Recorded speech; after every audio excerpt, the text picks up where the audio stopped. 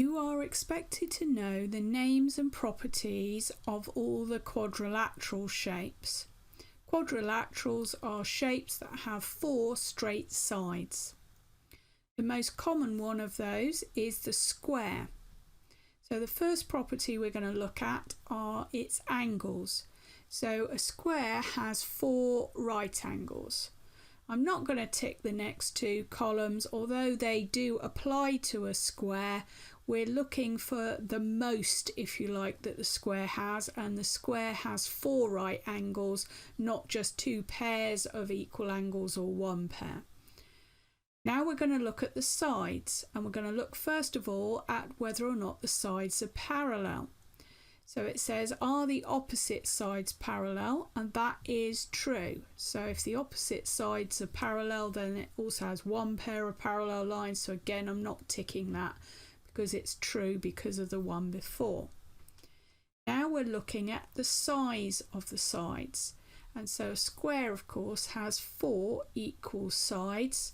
So again, I'm not ticking the next 2 boxes. They're true because it has 4 equal sides. So the next category we've got going on over here is the number of lines of symmetry. So how many lines of symmetry does a square have? So when we're talking about lines of symmetry, the line must go through the shape such that if you were to fold it over, there would be no overlap.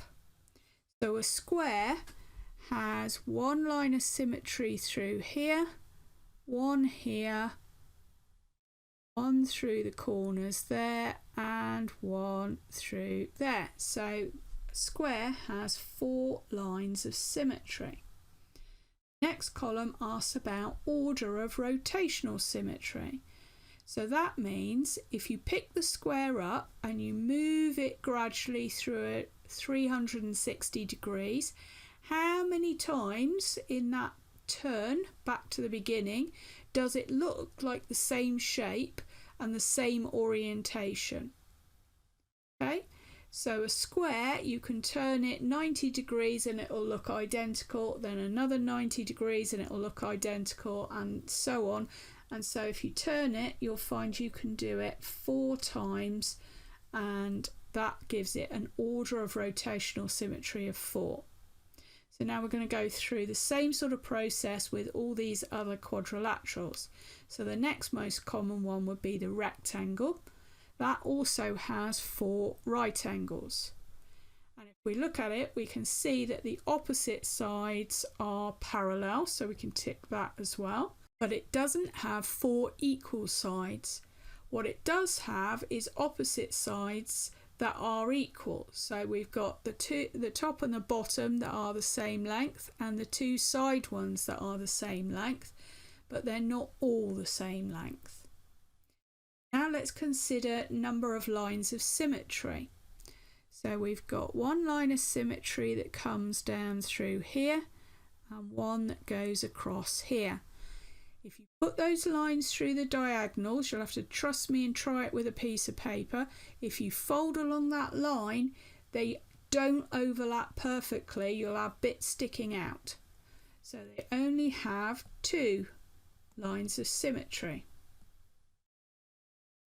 So order of rotational symmetry. So again, imagine picking that rectangle up and turning it. So if you turn it 90 degrees, it doesn't look the same, because it now will be longer widthways than it is height. If you turn it another 90 degrees, it will look the same as it does at the moment.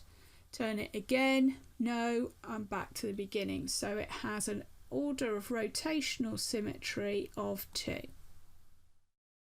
Let's move on to the parallelogram. So it doesn't have 4 right angles. Does it have 2 pairs of equal angles? Yes, it does.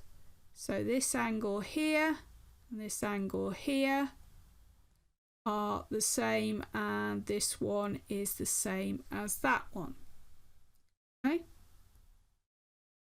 So it has 2 pairs of equal angles. Now we're looking at the sides and how parallel they are.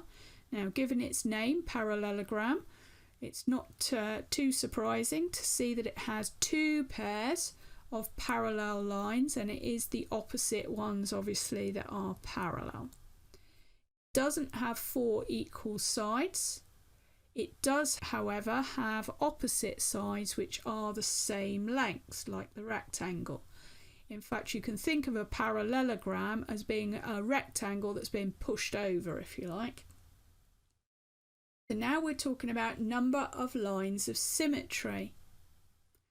Now, a parallelogram doesn't have any lines of symmetry. Go and try it at home. Draw a parallelogram on there and have a go at trying to find them, but you'll find that wherever you put the line, if you were to fold over on that line, it doesn't fit exactly. So order of rotational symmetry, so again moving it round 90 degrees each time, we'll find that it has a rotational order of symmetry of 2. Here we have some more quadrilaterals that we need to go through. So the first one is the rhombus, which is the diamond shape. And this rhombus is like the square but pushed over. So it doesn't have four right angles, but it does have two pairs of equal angles. The opposite sides are parallel. And it has four equal sides, so it's like the square in that respect, but it doesn't have the four right angles. That's what makes it different. How many lines of symmetry does it have? So it's going to have one line of symmetry that goes through here and one line of symmetry that goes through here, so it has two. And if we twist it round, if we move it round the 360, you'll find that it has a rotational order of 2. 2 positions where it looks just as it is at the moment. So the next shape is the kite. It doesn't have four right angles. It doesn't have two pairs of equal angles, but it does have one pair. So this one and this one are the same, but the other two aren't. You can see that this one down here is much smaller than the one at the top. So it has one pair of equal angles. It doesn't have any opposite sides that are parallel anywhere. It doesn't have four equal sides, and the opposite sides aren't equal.